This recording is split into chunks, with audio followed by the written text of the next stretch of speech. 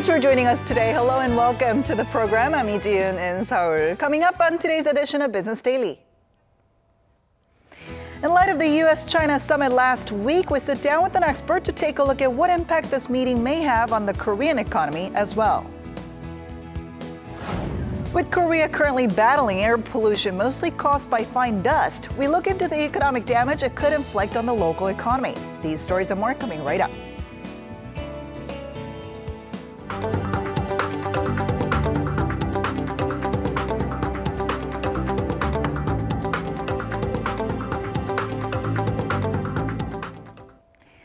With the rebound in exports and consumption, the Korean economy is showing positive signs of growth, according to a recent government report. However, the finance ministry warns that the country must keep a close eye on future global uncertainties. Our Park Se-young starts us off. Korea's economy is showing clear signs of recovery, led by a recent jump in exports and an upturn in consumption. According to the Finance Ministry's monthly economy assessment report, the economy benefited from an exports-led momentum that boosted production and investment, as well as private consumption. Korea's outbound shipments rose for the fifth straight month in March to $48.9 billion, up 13.7% from $45 billion tallied the previous year. This is the first time in 5.5 years that exports have recorded double-digit growth for 3 consecutive months. Industrial output was down 3.4% in February from a month earlier, but it rose 6.6% on-year on increased production of cars and machinery. The ever-growing overseas demand for chips led to a 19.5% on-year jump in facility investment in the same month. Retail sales also showed signs of picking up pace, gaining 3.2% on-month in February after a consecutive drop in the November to January period. In March, domestic car transactions were up 13.7%. Department stores and discount outlets saw a 1.7% and 3.2% increase in sales from a year ago, despite a nearly 40% plunge in the number of Chinese tourists due to Beijing's group tour travel ban. The Composite Consumer Sentiment Index stood at 96.7 in March, the highest since last November. The Finance Ministry pointed out that while there are some positive signs in the economy, it will continue to face both external and internal factors for the foreseeable future. Park Se-young, Business Daily. Korea's national tax revenue rose in the January to February period on the back of increased value-added taxes and income taxes. The Ministry of Strategy and Finance said on Tuesday that the government collected a total of 46.2 trillion won, or roughly $40.4 billion in taxes in the first 2 months of this year, which is up $3.1 billion from a year earlier. Now, this comes as revenue from value-added taxes rose $1.04 billion to almost $13 billion, while income taxes also gained the same amount to reach $13.1 billion over the 2-month period. Corporate taxes, meanwhile, totaled $2.35 billion, up $87 million compared to a year ago.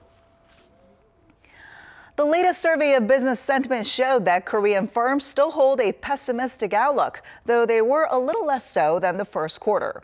The Korea Chamber of Commerce and Industry conducted a survey on some 2,200 manufacturing companies, which resulted in an overall business sentiment outlook of 89 for the April through June period. That was a 21-point improvement from the first 3 months of the year, but still below the 100-point threshold that would point to optimism. The biggest gain was seen in the outlook for exports, which rose 21 points to cross over to optimistic territory. Sentiment on domestic demand also showed improvement, but still fell short at 87. The last time the business sentiment index had been above 100 was the third quarter of 2014. Last week, we reported on which sectors are hardest to survive in as individual business owners, and today we'll take a look at how their debt burden is stacking up. As their business loans swell at a rapid pace, some are characterizing these self-employed as a real risk to default. Our Eunice Kim tells us more. Many individuals take out loans to finance their business. The Bank of Korea late last month had said the level of such proprietor loans was tantamount to 1/3 of the country's household loans, or roughly 480 trillion won last year. But another report made public by a Minju Party lawmaker shows that figure is higher. A complete survey on loans tied to mom-and-pop establishments conducted by credit rating company NICE showed the sum, in fact, had exceeded 500 trillion won as of the end of last year, for the first time ever. Compared to the BOK sum, which was based on a sample, it was nearly 10% higher. As more people struggle to nab a decent job, they're borrowing money to bankroll a business that produces a month-to-month income for them. This explains the rising debt being incurred by the self-employed, which jumped by more than 12% between 2015 and 2016. Since 2012, the sum surged by nearly 47%, compared to the rise of overall household loans at 39%. To make matters worse, the NICE report said more than 80% of the 1.6 million owner-operators also had a personal loan to their name, presumably to stay afloat amid a stubbornly flat domestic economy. 1 in 5 were earning less than 30 million won annually, about $26,000, with the average proprietor loan coming in at more than 10 times that, at some $287,000. It's another reason the state is motivated to reboot the economy that's simultaneously threatened by a collecting pile of small business loans worth hundreds of billions of dollars. Eunice Kim, Business Daily. The U.S. Treasury Department is just days away from releasing its foreign exchange policy report, in which it could label Korea as a currency manipulator.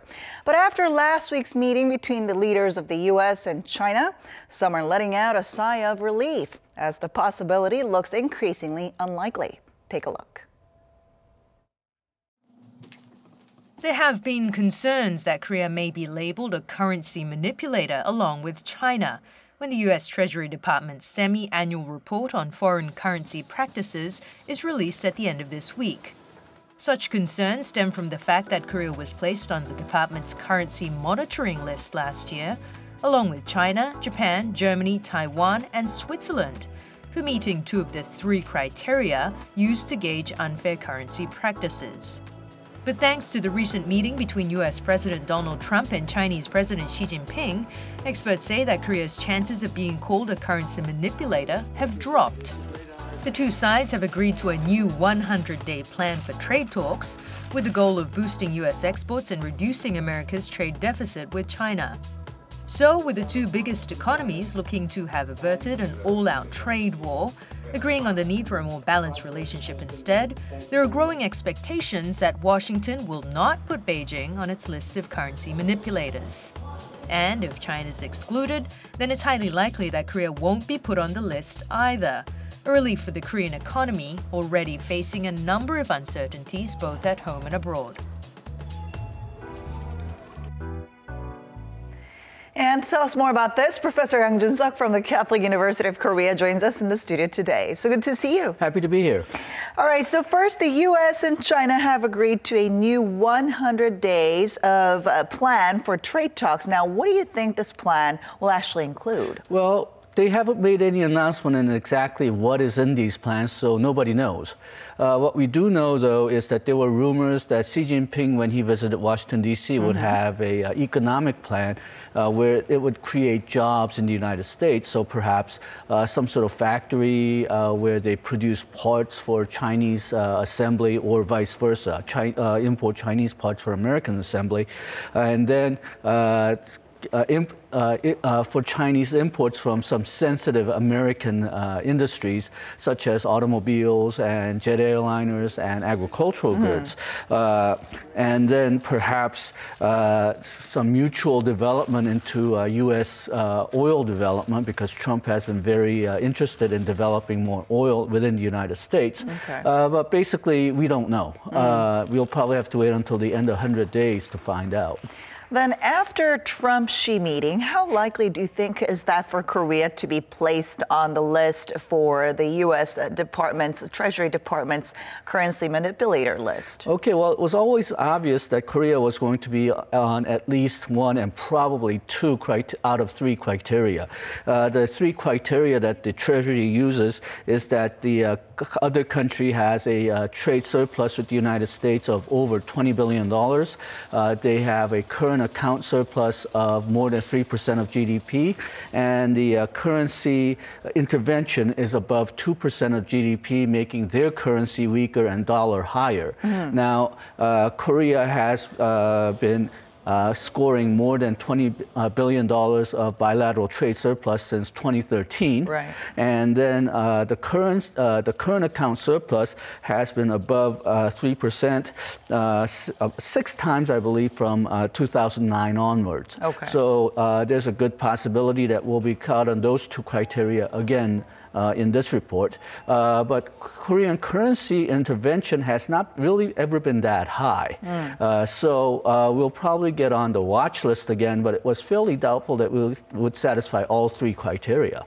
Then why was Korea so worried about being placed on this list when it doesn't even meet all of the three criteria? Well, we were always concerned that perhaps President Trump, when he gained power, would change the criteria to make it tougher. Okay. Now, he may still do that. But usually when Treasury is preparing reports like this, they announce the criteria well beforehand. So at least for this next report, we'll probably just get 2 out of 3 criteria. But the problem is next report is out in October. Okay. So whether he'll change the criteria between then. And then the main target of this policy was always going to be China. But right now, China satisfies only 1 out of the 3 criteria. All right. So if Trump is really determined to make China a currency manipulator, he'll have to change the criteria. And that's also another concern.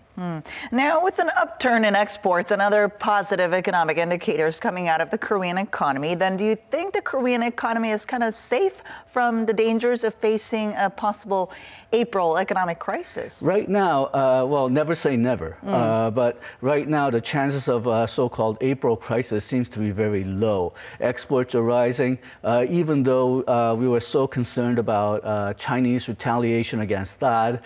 Exports to China actually went up by 17% or so. And then the Korean exports as a whole has been rising in a very healthy rate in the first quarter. We are worried about U.S. Raising its interest rate and whether that would lead to a large capital outflow. Well, capital has been flowing into the Korea, partially because the Trump euphoria that we saw at the end of last year and beginning of this year burst, and the money that left Korea then is coming back. So right now, April surprise, April crisis is probably not going to be very likely. Now, but then this relief kind of mostly came from the world's 2 superpowers working together and talking instead of really the Korean government's own efforts. It didn't really come from Korea's own efforts. So, and there are some criticisms that Korea is too dependent on these 2 world superpowers. Okay, well, when we look at trade volume, the 2 biggest variables which affect the trade volume seems to be economic size and distance. Given that the United States and China are the 2 largest economies, and both together is about nearly half the GDP of the world, we're probably going to always be dependent on them. They're probably going to always be our largest trading partners. So we're always going to be affected by those 2 countries unless China and the United States suddenly become a lot smaller in terms of economic size. I think what's more important is that, well, if you look at good exporters like Japan or even Germany, what they do is they make things that are not easily available somewhere else. So even if their diplomatic problems problems with those two countries. Since they don't have any other place to buy those particular products, they're forced to import from them anyway. And I think that's the type of economy that Korea should go for. High technology, high value added, and high monopoly power type of industries that we should export. Now, it looks like Korea will still work to reduce the trade surplus it has with the United States. So what do you think it will do to that end? Okay, well, my preference would be perhaps increase imports of the things that we don't have comparative advantage in. Now, the biggest component of that is probably agriculture, but we know that people are very sensitive about opening the agricultural sector.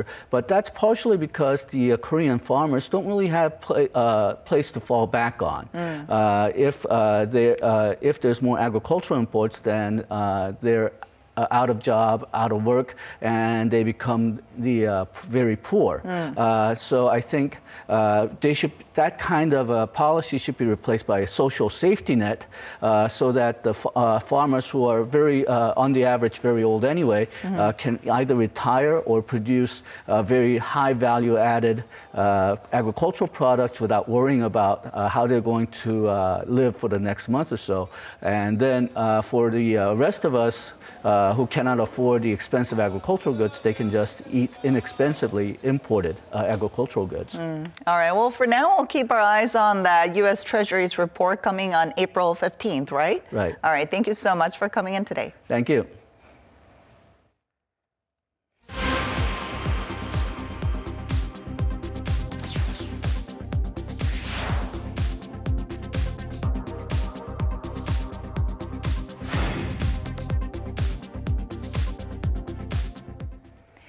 Japanese automaker Toyota is planning to invest more than $1.3 billion to upgrade its plant in the U.S. state of Kentucky. Toyota says the overhaul is the company's largest ever investment into one of its existing manufacturing facilities in the U.S. The investment is part of a larger plan to invest $10 billion in the country over the next 5 years. U.S. President Donald Trump had criticized the automaker earlier this year for its plans to build a new factory in Mexico. But following the latest announcement from Toyota, Trump said this is evidence that manufacturers are now confident that the economic climate in the country has, quote unquote, greatly improved under his administration. A move that would be a blow for the already fragile North Korean economy. The Chinese government has reportedly issued an official order telling trading firms to return their coal imports from North Korea. According to Reuters, an anonymous source at Dandong Chengtai Trade Company said the firm has 600,000 tons of coal sitting at various ports waiting to be returned to North Korea.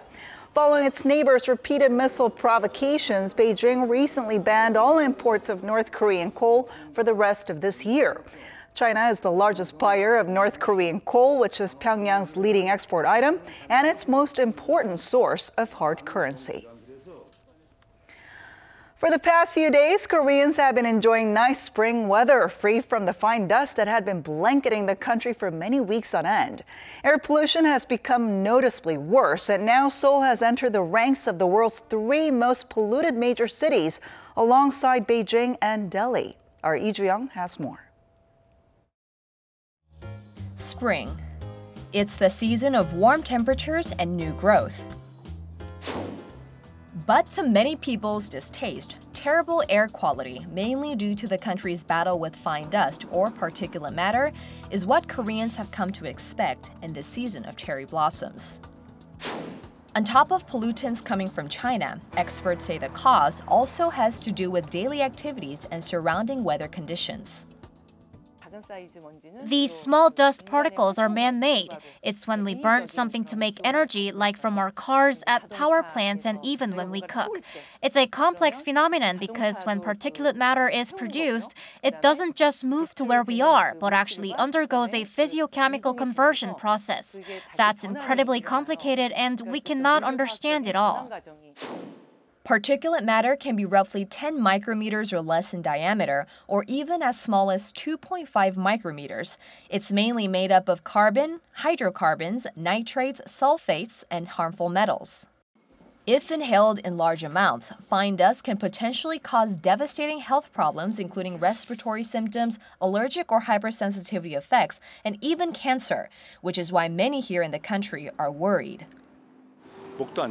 My throat hurts. I get colds more easily, and my throat is dry. I'm thinking of buying another air purifier, even though I have one. If I exercise on days when the fine dust level is high, my nose gets stuffy, and sometimes I even get nosebleeds. It's always terrible in the spring. Even on weekends, when I should be outside playing with my children, we stay inside. There are constraints on all aspects of my daily life. I can barely open the windows or go out.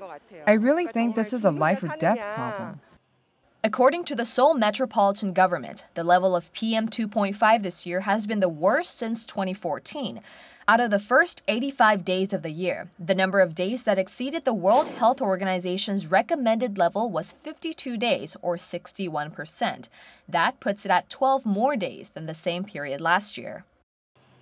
At this, Koreans are taking precautions of their own, as seen from this electronics store that's seen a boost in sales of their dryers and air purifiers. Sales of our dryers have shot up by 1,700% compared to the same period last year, while that of air purifiers surged by roughly 200%. We project sales will continue to grow due to the worsening air problem. Plants are also a hit at the nation's largest wholesale flower market. 그리고 요건 스킨다비스, 이건 볼 아이비라고 그러는데요. 미세먼지도 잘 이렇게 흡수해서 좋아요. Owners say while the number of customers is more or less the same, the majority that come ask for air purifying plants. With frequent fine dust warnings and because it's spring, customers come to buy a lot of plants. They particularly buy a lot of air purifying ones like Tillandsia and Areca palm, more than they used to. Unique products like this nose mask are also gaining popularity. They're set to block out roughly 96% of all particulate matter while allowing for free breathing.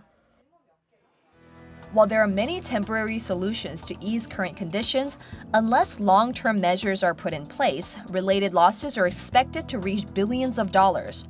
According to local scholars, Korea's air pollution is estimated to cost the country over $8.9 billion a year.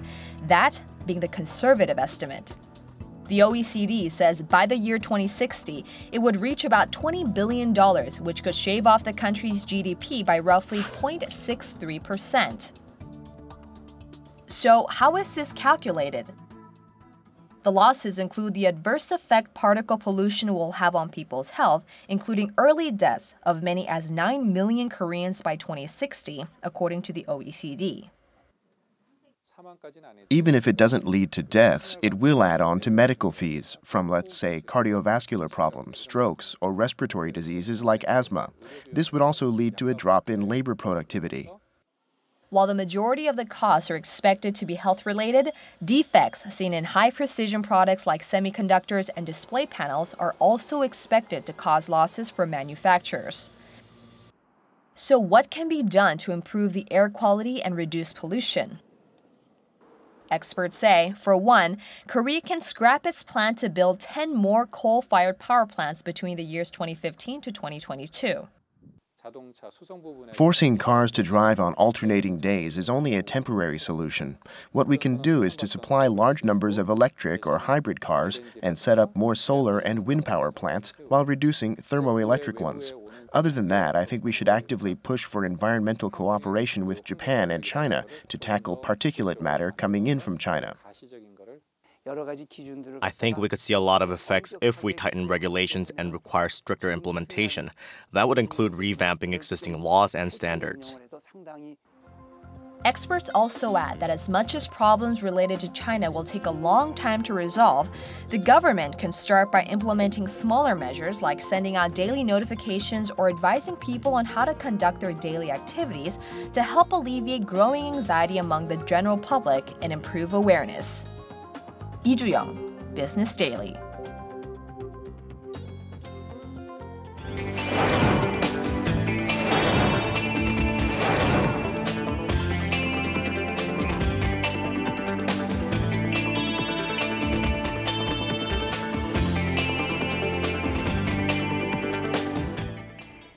And And that brings us to the end, but we'll be back tomorrow with more of the day's top business stories, so don't forget to tune in then. Thanks for watching, and see you soon.